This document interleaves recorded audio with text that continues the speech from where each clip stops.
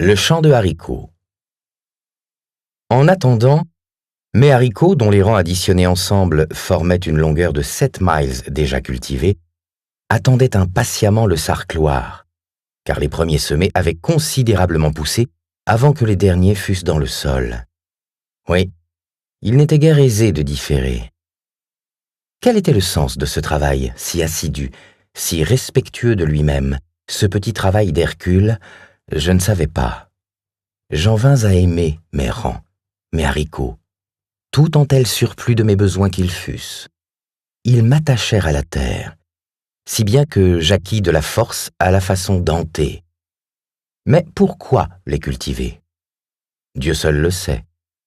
Ce fut mon étrange labeur tout l'été de faire que ce coin de la surface terrestre, qui n'avait donné que potentilles, ronces, herbes de la Saint-Jean et leurs pareils auparavant, doux fruits sauvages et aimables fleurs, produisit à la place cette gousse. Qu'apprendrais-je des haricots?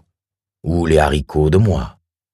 Je les chois, je les sarcle, matin et soir j'ai l'œil sur eux, tel est mon travail journalier. C'est une belle feuille large à regarder. J'ai pour auxiliaire les rosées et les pluies qui abreuvent ce sol desséché, et ce que possède de fertilité le sol même, qui en général est maigre et épuisé. J'ai pour ennemi les vers, les journées froides, et par-dessus tout, les marmottes. Ces dernières ont grignoté pour moi le quart d'un acre à blanc. Mais de quel droit avais-je expulsé l'herbe de la Saint-Jean et le reste, et retourné leur ancien potager? Bientôt, toutefois, les haricots qu'elles ont laissés ne tarderont pas à être trop coriaces pour elles, et iront à la rencontre de nouveaux ennemis. Lorsque j'avais 4 ans, je m'en souviens bien, je fus amené de Boston à cette ville-ci, ma ville natale, à travers ces mêmes bois et ce champ, jusqu'à l'étang. C'est une des plus vieilles scènes restées gravées en ma mémoire. Et voici que ce soir, ma flûte a réveillé les échos au-dessus de ces mêmes eaux.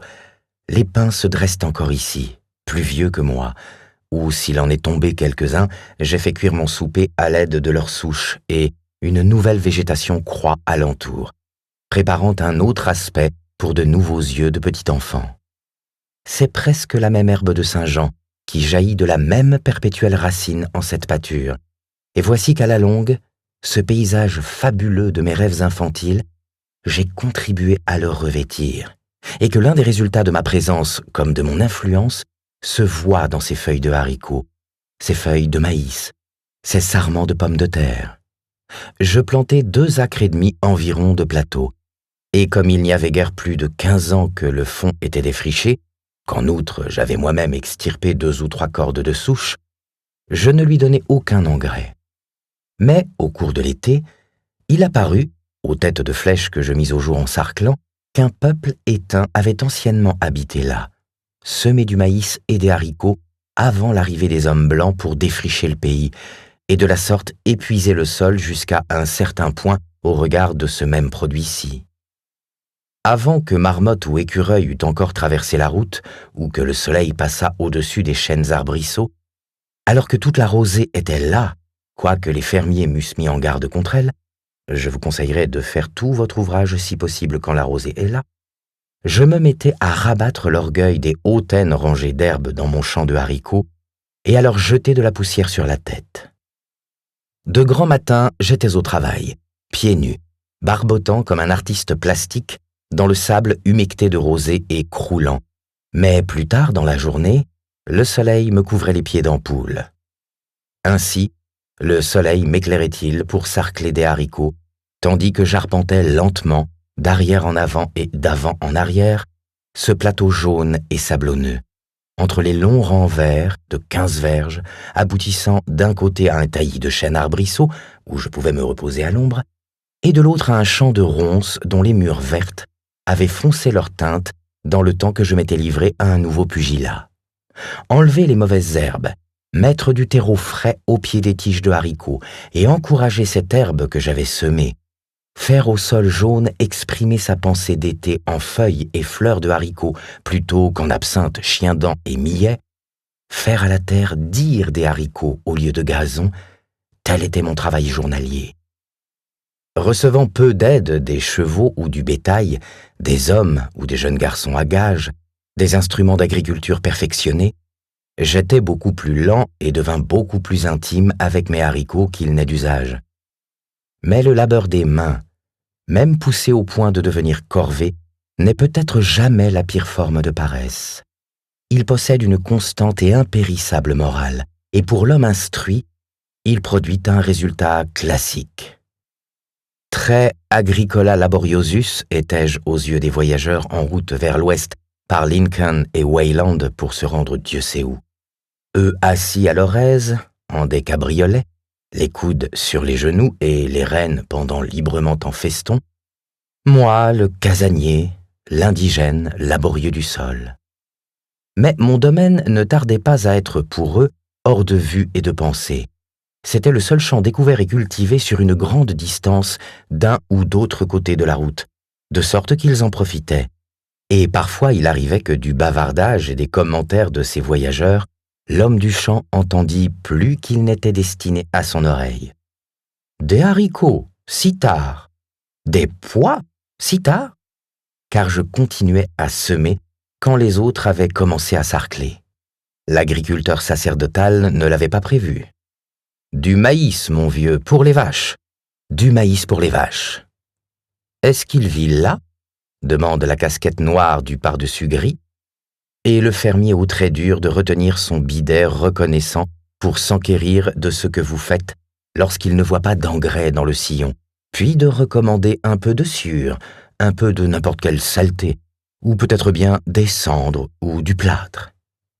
Mais il y avait là 2 acres et demi de sillon, et rien qu'un sarcloir pour charrette, avec 2 mains pour s'y atteler, y régnant de l'aversion pour autres charrettes et chevaux, et la sueur était fort loin. Les compagnons de voyage, en passant dans le bruit des roues, le comparaient à haute voix au champ dépassé, de sorte que j'arrivais à savoir quelle figure je faisais dans le monde de l'agriculture. C'était un champ sans désignation dans le rapport de M. Coleman. Et, soit dit ici, qui donc estime la valeur de la récolte que livre la nature dans les champs encore plus sauvages inexploités par l'homme? La récolte du foin anglais est soigneusement pesée, l'humidité calculée, les silicates et la potasse, mais en les moindres cavités et mares des bois et pâturages et marécages croît une récolte riche et variée que l'homme oublie seulement de moissonner. Mon champ était, pour ainsi dire, le chaînon reliant les champs sauvages aux champs cultivés. De même que certains États sont civilisés, d'autres à demi civilisés, d'autres sauvages ou barbares, ainsi mon champ se trouvait être, quoique non pas dans un mauvais sens, un champ à demi cultivé. C'étaient des haricots en train de retourner gaiement à leur état sauvage et primitif, ce que je cultivais, et mon sarcloir leur jouait le rantz des vaches. À portée de là, sur la plus haute ramille d'un hêtre, chante la griffe brune, ou mauvais rouge, comme d'aucuns se plaisent à la nommer, toute la matinée, contente de votre société, qui découvrirait le champ d'un autre fermier si le vôtre n'était ici. Dans le temps que vous semez la graine, elle crie « Mets-la là, mets-la là, couvre-la bien, tire dessus, tire dessus, tire dessus !» Mais il ne s'agissait pas de maïs, aussi était-elle à l'abri d'ennemis de son espèce. Il se peut que vous vous demandiez ce que son radotage, ses prouesses de Paganini amateur sur une corde ou sur 20, ont à faire avec vos semailles, et toutefois, préfériez cela aux cendres de lessive ou au plâtre. C'était une sorte d'engrais de surface à bon marché, en lequel j'avais foi entière. En étendant avec mon sarcloir un terreau encore plus frais autour des rangs, je troublais les cendres de peuples sans mention dans l'histoire, qui vécurent sous le ciel au cours des années primitives, et leur petit attirail de guerre comme de chasse se voyait amené à la lumière de ce jour moderne. Ils gisaient là, pêle-mêle, avec d'autres pierres naturelles, dont quelques-unes portaient la trace du feu des Indiens et d'autres du feu du soleil, aussi avec des débris de poterie et de verre apportés par les récents cultivateurs du sol. Lorsque mon sarcloir tintait contre les pierres, la musique, en faisant écho dans les bois et le ciel, était à mon labeur un accompagnement, qui livraient une immédiate et incommensurable récolte.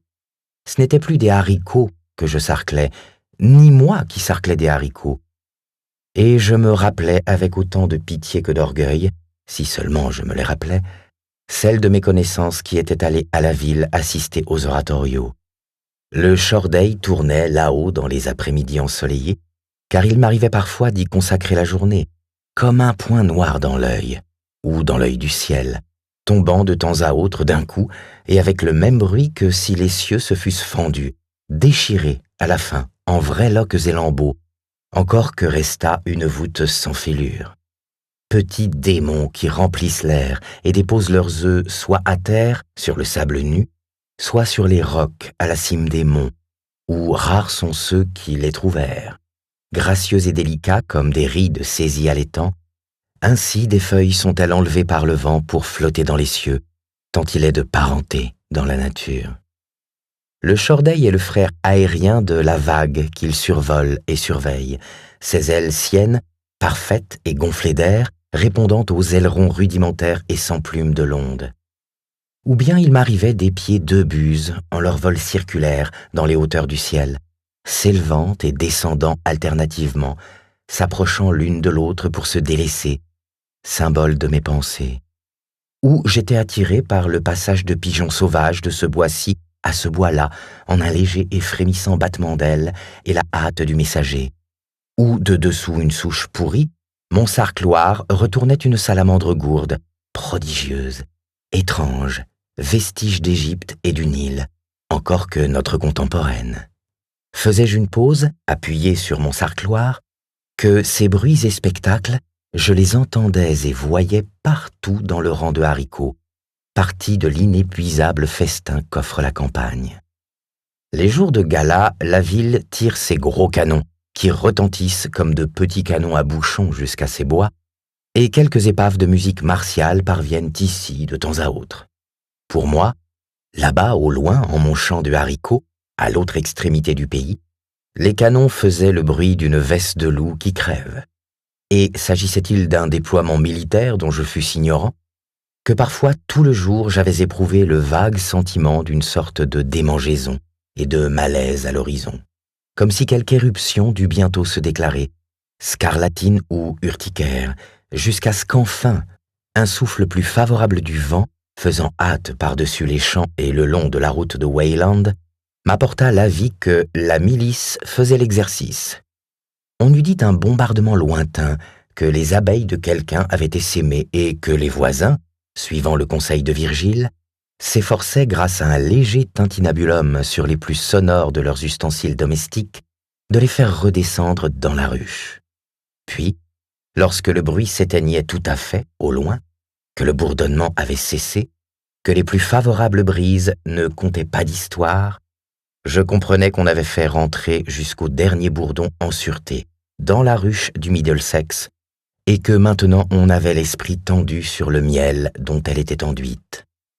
Je me sentais fier de savoir que les libertés du Massachusetts et de notre mère patrie étaient sous telle sauvegarde.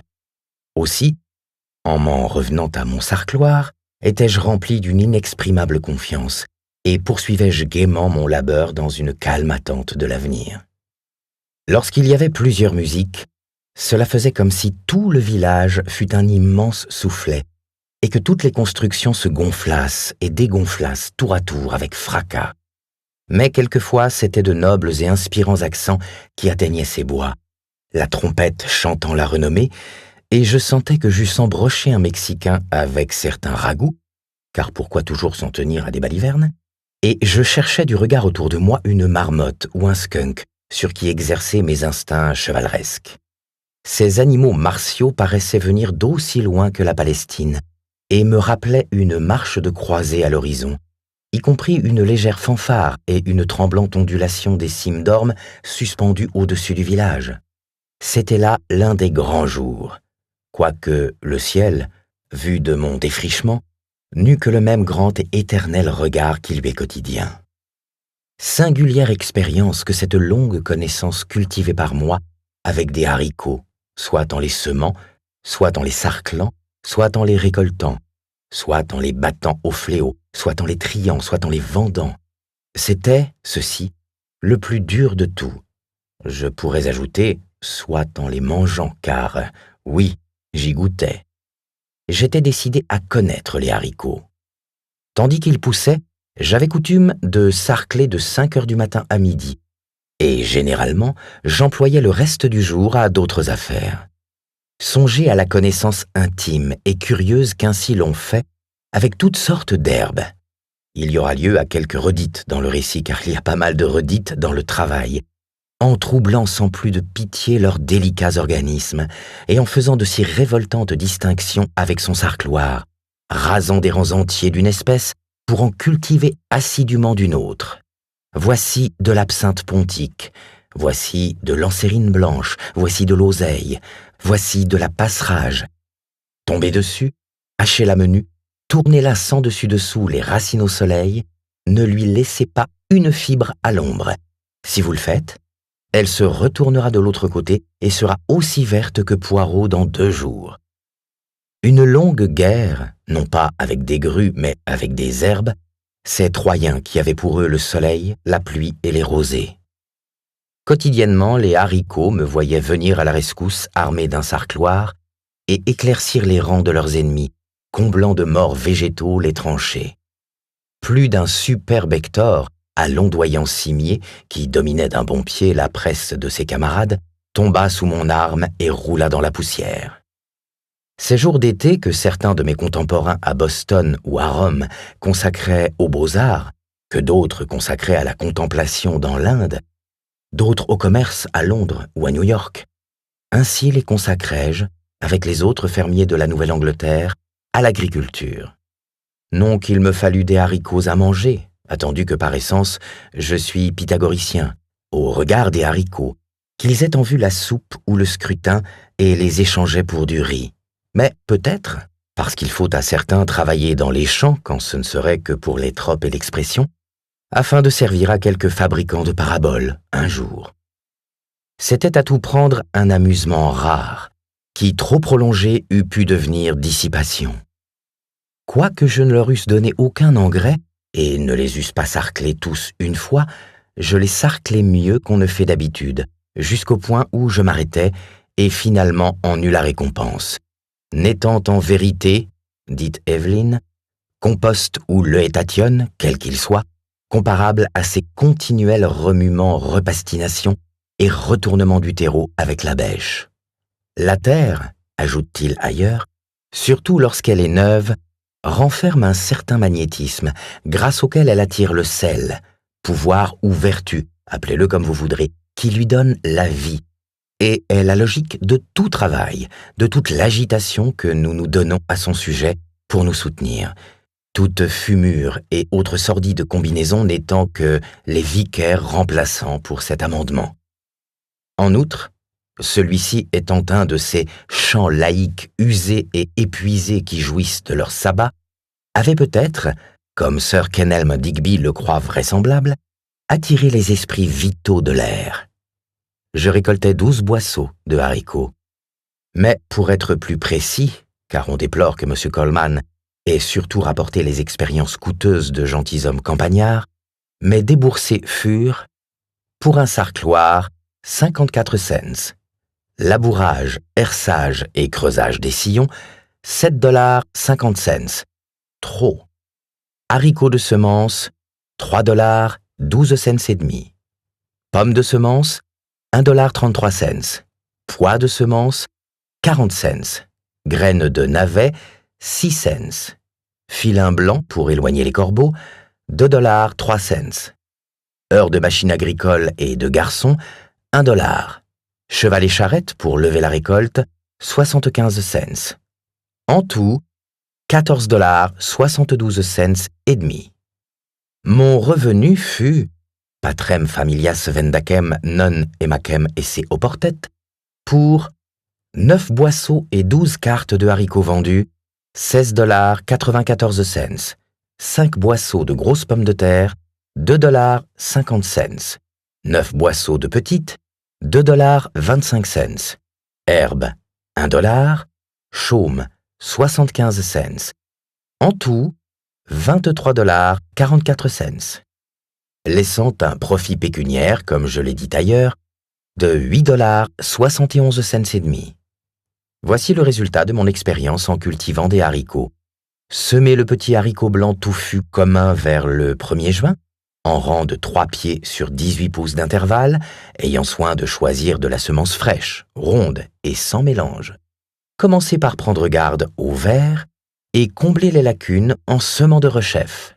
Puis, prenez garde aux marmottes, si c'est un endroit découvert, car elles grignoteront en passant les premières feuilles tendres presque à blanc.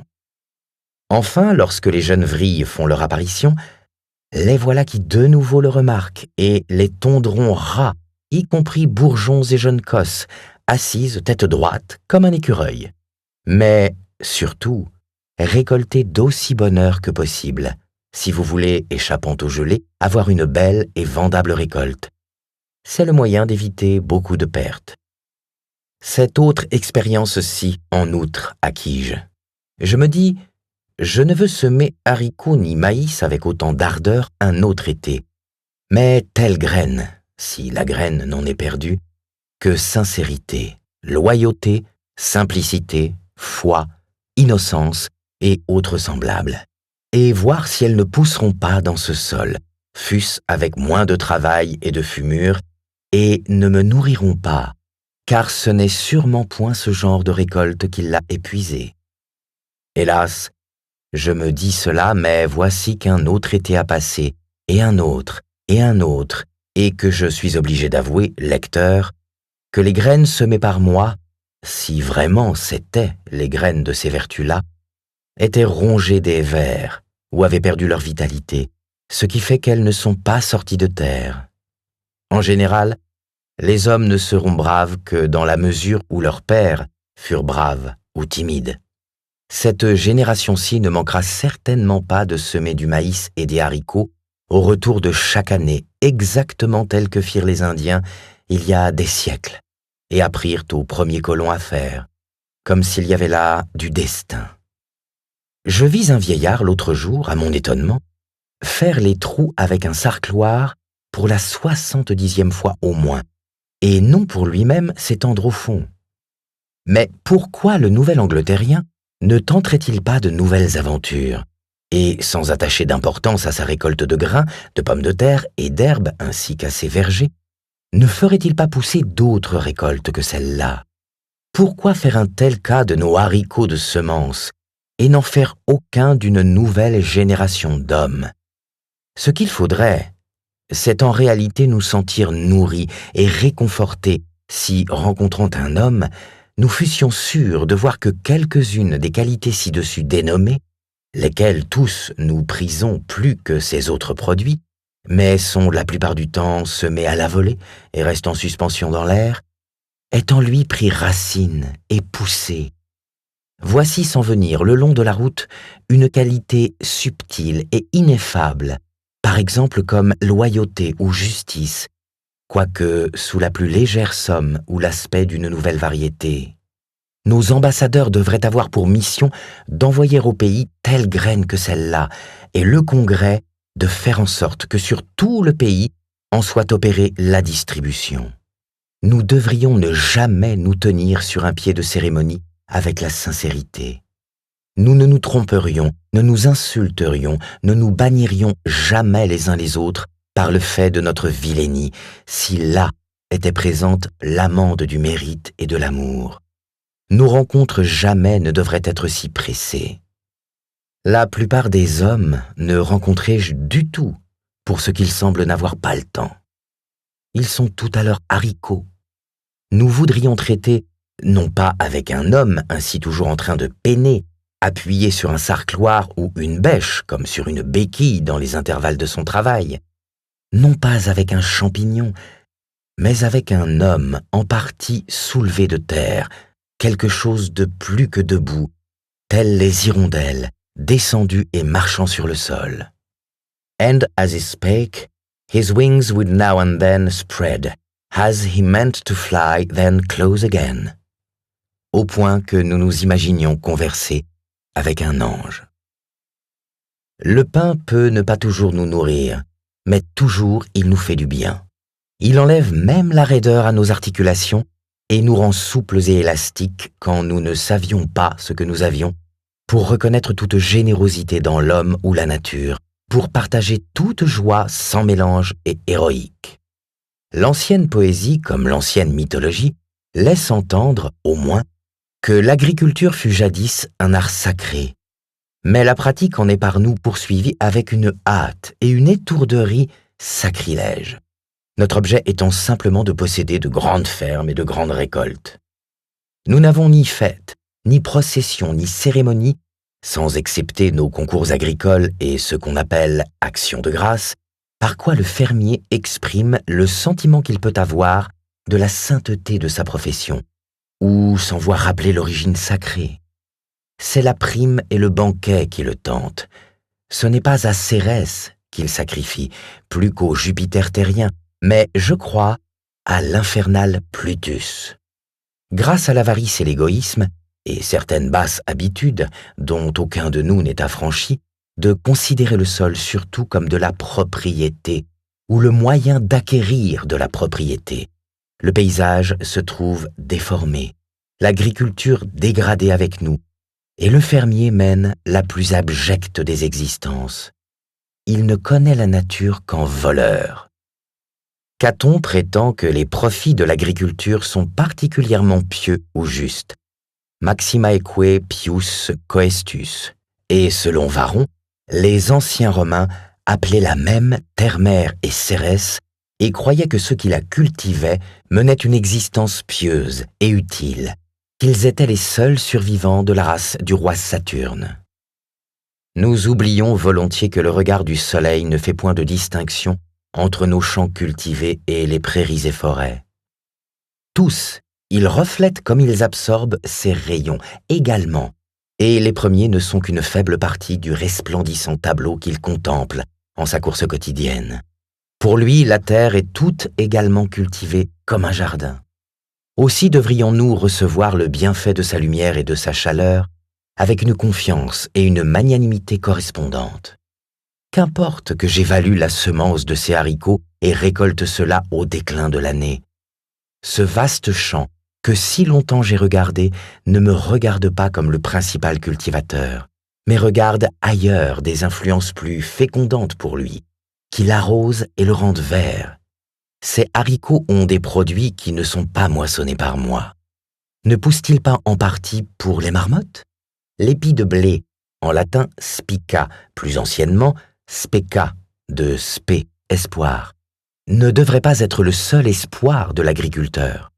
Son amande ou grain, granum, de gerendo, action de porter, n'est pas tout ce qu'il porte. Comment alors saurait manquer pour nous la moisson? Ne me réjouirais-je pas aussi de l'abondance des herbes, dont les graines sont le grenier des oiseaux? Peu importe comparativement que les champs remplissent les granges du fermier. Le loyal agriculteur fera taire son anxiété, de même que les écureuils ne manifestent aucun intérêt dans la question de savoir si les bois, oui ou non, produiront des châtaignes cette année, et terminera son travail avec la journée, en se désistant de toute prétention sur le produit de ses champs, en sacrifiant en esprit non seulement ses premiers, mais ses derniers fruits aussi.